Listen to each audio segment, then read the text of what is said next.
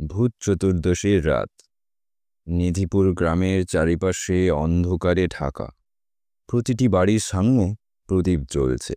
বলা হয় এতে অশুভ শক্তি দূরে থাকে, আর পূর্বপুরুষদের আত্মার প্রতিও সম্মান জানানো হয়।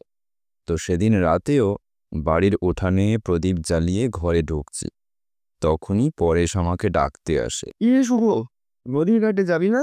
ও পরেশ, এসে গেছিস? এই তোর কথাই ভাবছিলাম রে। চলে আয়, গোবিন্দ হয়তো নদীর ঘাটে চলেও গেছে। এখানে বলে রাখা ভালো, প্রতিদিন সন্ধ্যা অথবা রাতে নদীর ঘাটে বসে গল্প করি। সে গল্প বিভিন্ন বিষয়ের ওপরে চলে।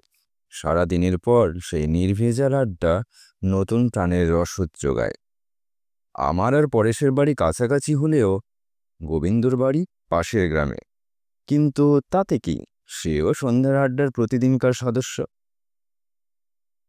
মাকে বলে আমি আর পরেশ গ্রামের সরু পথ ধরে এগিয়ে চললাম নদীর ঘাটের দিকে।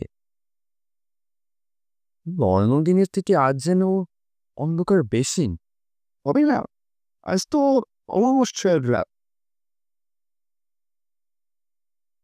গ্রামের শেষের জঙ্গল থেকে ভেসে আসছে জংলি কুকুরের আওয়াজ।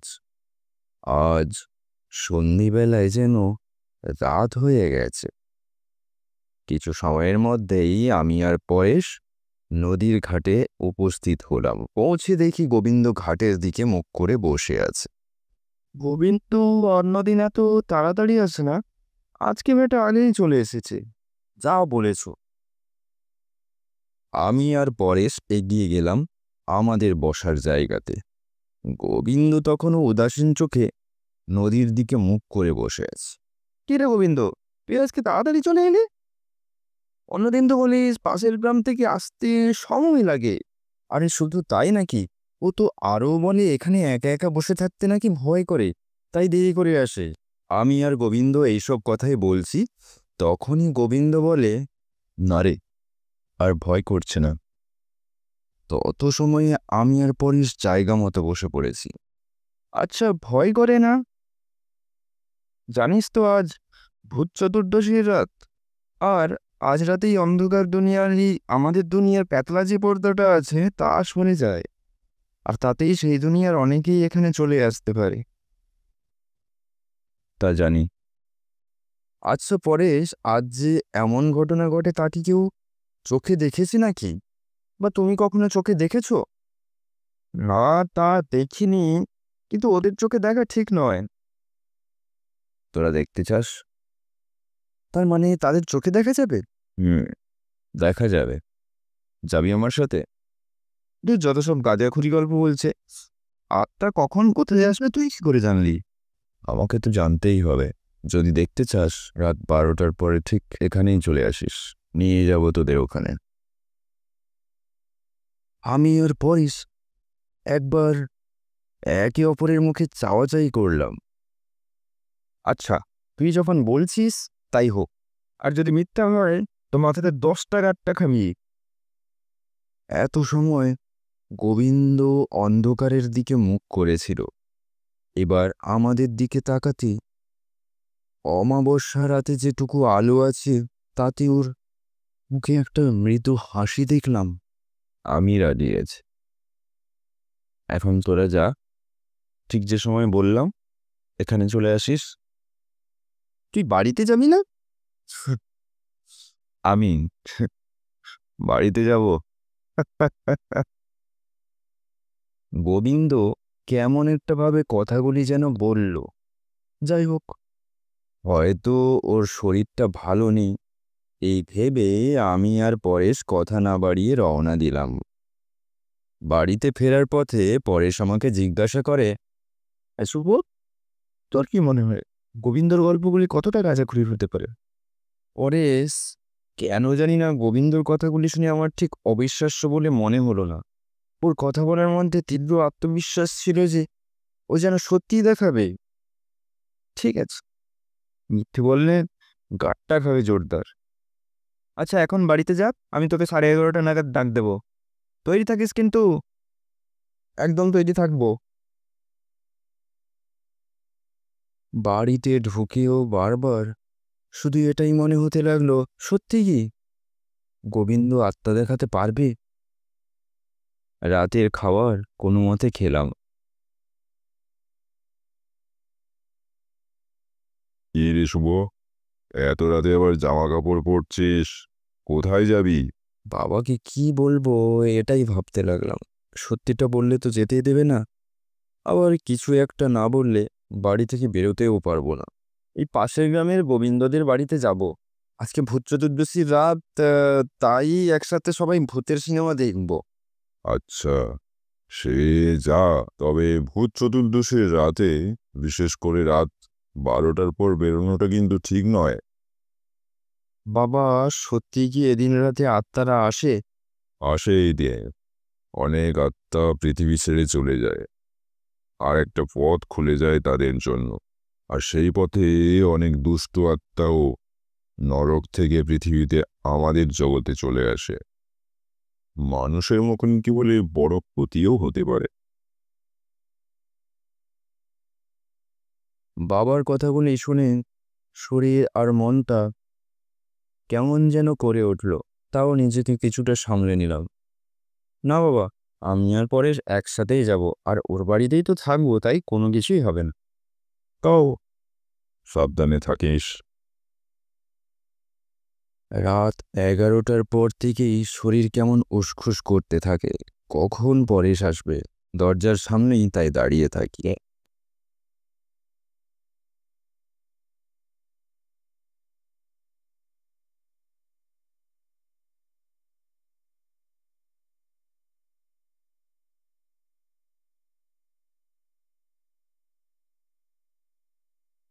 আরে শুভ, তুই দরজার কাছেই দাঁড়িয়ে?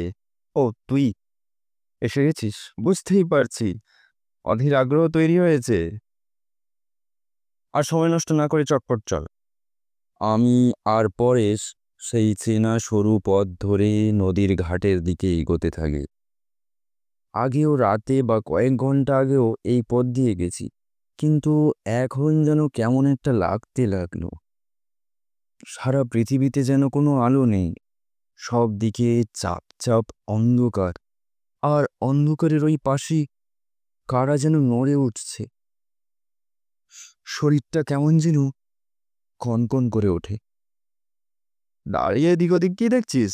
অত ভাবলে চলবে? না না, কিছু না।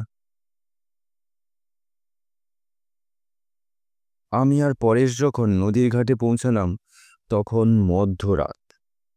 নদীর দিকে বেঁকে পড়া বটগাছটির থেকে একটা পেঁচা ডেকে ওঠে। গোবিন্দ কি আর বাড়িতে যায়নি? এখনো তো এখানেই বসে আছে।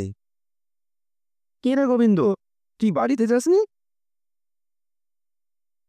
আচ্ছা, তোরা এসে গেছিস, একটু অপেক্ষা কর, আর একটু পরেই নৌকা আসবে। নৌকা? এত রাতে এই নদীতে? রাত 9টার পর তো কোনো নৌকাই থাকে না। আছে, আজকের জন্যই আসবে। সব বুঝলাম, নৌকা করে আমরা কোথায় যাব? গেলেই বুঝতে পারলি। তবে একটা কথা, যেখানে নিয়ে যাব সেখানে আমাকে ছাড়া কোথাও এদিকে ওদিকে যাবি না। শুধু যা ঘটবে তা দেখে যাবি, আর কোনো আওয়াজ করবি না। গোবিন্দর কথা বলি এবার সত্যি অবাকের থেকে বেশিও লাগছিল। ও কি সত্যি পাগল হলো? নদীর দিকে তাকিয়ে অপেক্ষা করছি। হঠাৎ দেখি দূর থেকে একটা নৌকা আসছে, যাতে ছোট্ট একটা লণ্ঠন জ্বলছে। ধীরে ধীরে নৌকাটি কাছে, আরো কাছে এগিয়ে আসতে থাকে।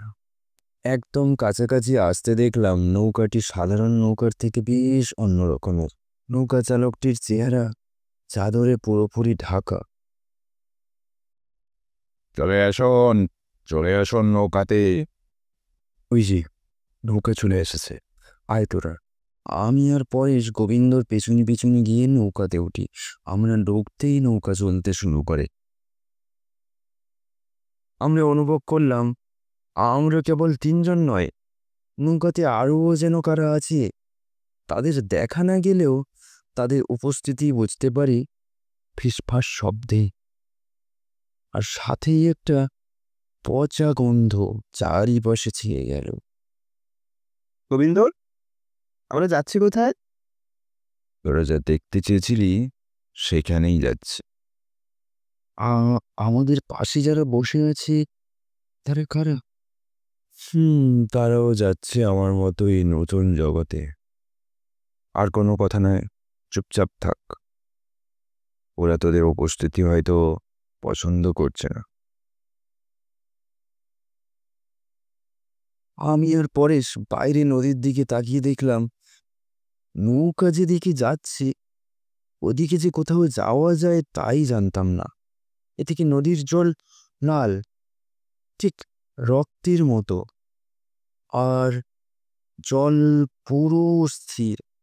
নদীর এই জায়গাতে যে কোনো মাছ নেই তা জল দেখলেই বোঝা যাচ্ছে। গোবিন্দ, গোবিন্দ, এখানে নদীর জলের রং এমন কেন রে? এই নদীর নাম রক্ত কলোনি নদী। এই জলে রক্ত মিশে আছে। রক্ত মিশে আছে মানে? বলেছিলাম না নৌকায় বসে এত কথা বলতে না। বাকিরা পছন্দ করছে না কিন্তু। দেখ কেমনভাবে তাকিয়ে আছে তোদের দিকে। আমি আর পরেশ অন্ধকারে তাকিয়ে বোঝার বা দেখার চেষ্টা করলেও কাউকে ঠাউর করা গেল না। তখন সেই ফিস শব্দ। আরও কিছুটা এগোনোর পর নৌকা একটা জায়গাতে থেমে যায়।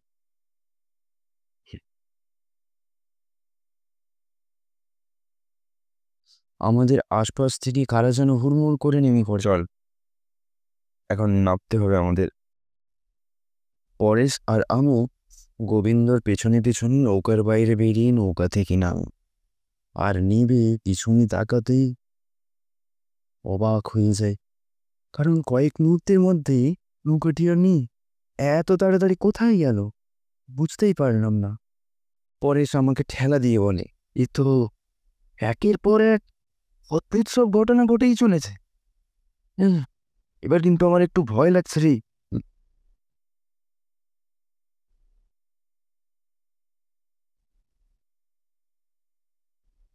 সামনে তো একটা ফাঁকা মাঠ, ওখানে কোথায় যাব? ওখান দিয়েই তো যেতে হবে সবাইকে। মাঠের মাঝখানে ছোট্ট পুকুরটা দেখছিস তো, এই মাঠের নাম মুক্তির জল পুকুর। আর আজকে এখান দিয়েই সবাই পরবরে যাবে। গোবিন্দ, তুই দয়া করে এবার হেয়ালি ছেড়ে কি হচ্ছে খুলে বল তো। রাত 2:55 পর সব দেখতেই পারবি। আর তো আধ ঘন্টা। গোবিন্দ আমাকে আর পরেশকে একটা নাম না জানা মোরা গাছের কাছে নিয়ে বলে, তোরা এখানে দাঁড়িয়ে সবটা দেখবি আর ভুলেও কোথাও যাবি না, আমাকেও তো যেতে হবে। আমি আরও কিছু জিজ্ঞাসা করতে যাচ্ছি, দেখলাম মাঠের ঠিক মাঝখানে ওই কালো জলের পুকুরটার সামনে বেশ কজন লাইন করে দাঁড়িয়ে। আমি তাহলে আসি বুঝলি, ভালো থাকিস তোরা। আসি মানে কোথায় যাবি? গাড়টা খেতে হবে, তোকে তো তৈরি হয়ে নেয়। না রে বন্ধু, তোর কাছে আর গাঁটটা খাওয়া হবে না রে, পরপারে যেতে হবে। তার মানে? মানে ওই যে পুকুরটা দেখছিস ওটাতে ডুব দিয়ে পরপারে চলে যেতে হয়। সবাই যে দাঁড়িয়ে আছে দেখছিস, তারাও সবাই চলেছে ওখানে। তার মানে? মানে আমি আর বেঁচে নেই। আজ সন্ধ্যেবেলায় ভূত চতুর্দশীর প্রদীপ জ্বালাতে গিয়ে শরীরে আগুন লেগে যায়। ওখানে যাদের দেখছিস সবাই অপমৃত্যুতে মরেছে। আর অপমৃত্যুতে মরলে এই ভূত চতুর্দশীর রাতে মুক্তির জলপুকুর দিয়ে পরপারে যেতে হয়, আর সেখানে গিয়ে পাপ পুণ্যের বিচার হয়। কিছু সময়ের মধ্যেই সবার আসল চেহারা দেখতে পারবি, তাই ভয় পাস না। আর ভুলেও ওই পুকুরের পাশে যাস না। আমি তো কিছুই বিশ্বাস করতে পারছি না। শুরুতে আমিও মানতে পারিনি রে, মৃত্যুকে এমনভাবে তো মেনে নেওয়া যায় না, কিন্তু কি আর করার। মৃত্যুর পরেই খবর চলে এসেছিল। আর আজ যদি পরপারে না যায় তাহলে আবার 1 বছর অপেক্ষা করতে হবে।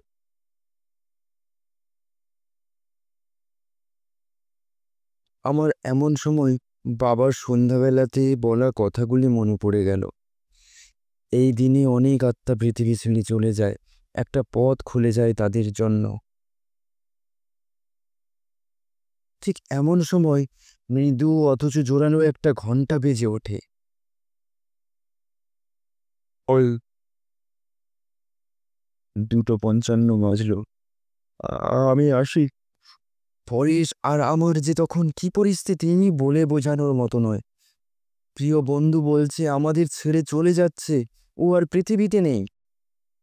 এই জন্যই কি তবে গোবিন্দকে আজ সন্ধ্যা থেকেই কেমন একটা আলাদা লাগছিল? আমাদের ধারণা পরিষ্কার হলো যখন দেখলাম গোবিন্দর চেহারা বদলে গিয়ে বেরিয়ে আসছে একটা ভয়ঙ্কর কালো চেহারা। শরীরের মাংস জায়গায় নেই, মাংস গলে গলে পড়ছে, একটা চোখের ভেতরের অংশ বাইরে বেরিয়ে, নাকটা থেমড়ে গেছে। এখানেই শেষ নয়, ঠোকরের কাছেও যারা দাঁড়িয়েছিল তাদের সবার শরীর পাল্টে দেখা দিয়েছে বিকট সব চেহারা। তাদের কেউই যে স্বাভাবিক নয় তা দেখে বুঝতে অসুবিধা থাকে না। গোবিন্দ সেই পুকুরটার দিকে এগিয়ে যায়। তত সময় একজন একজন করে পুকুরের জলে নামছে আর ডুবে যাচ্ছে কালো জলের অতল গহ্বরে। না, এই হতে পারে না, কিছুতেই গোবিন্দ আমাদের ছেড়ে যেতে পারে না। আমি ওকে যেতে দেবো না, ও আমাদের সাথে থাকবে। পরেশ গোবিন্দর সাথে ঝগড়া করলেও ওর প্রতি যে একটা আলাদা টান আছে তা আমরা সব বন্ধুরা জানতাম। পরেশ, পরেশ, অমন করিস না, বাস্তব কঠিন হলেও সত্য। পরেশ তত সময়ে সেই পুকুরটার কাছে দৌড়ে গেছে। গোবিন্দ, গোবিন্দ, তুই আমার সাথে চল, তুই ঠিক হয়ে যাবি, ডাক্তার দেখালে। তোকে কোথাও যেতে দেবো না আমি। পরেশ, চলে যা, চলে যা এখান থেকে, আমি আর তোদের মধ্যে নেই, না তোকে কোনোভাবেই যেতে দেবো না। এমন সময় দেখি পুকুরের ভেতর থেকে দুটো লম্বা হাত পরেশের দুটি পা চারটে ধরে পুকুরের দিকে টানছে, কিন্তু পরেশের সেদিকে হুঁশ নেই, ও গোবিন্দকে ফেরাবেন। আমি দৌড়ে গিয়ে পরেশকে ছাড়াবার চেষ্টা করতে থাকি। পরেশ, সরে যা, তাহলে তোকে ওই পুকুর টেনে নেবে, চলে যা। পরেশ সরছে না দেখে গোবিন্দ ভয়ঙ্কর হুঙ্কার করে ওঠে, জলে ধাক্কা দিয়ে নিচে ফেলে দিয়ে পুকুরের জলে নামে।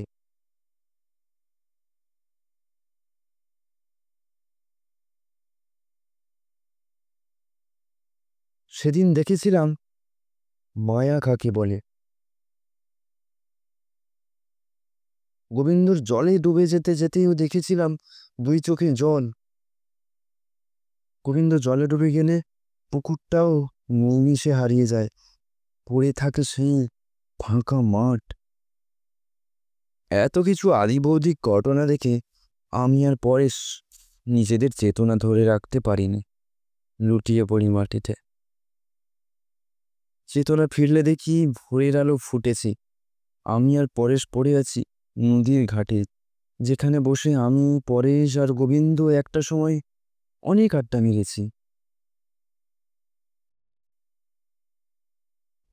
আমি আর পরেশ একটাও কথা বলতে পারিনি। কোনো মতে বাড়িতে ফিরে আর বাবার কাছে খবর পাই গোবিন্দ নাকি আগের দিন সন্ধেবেলাতেই আগুনে পুড়ে মারা গেছি।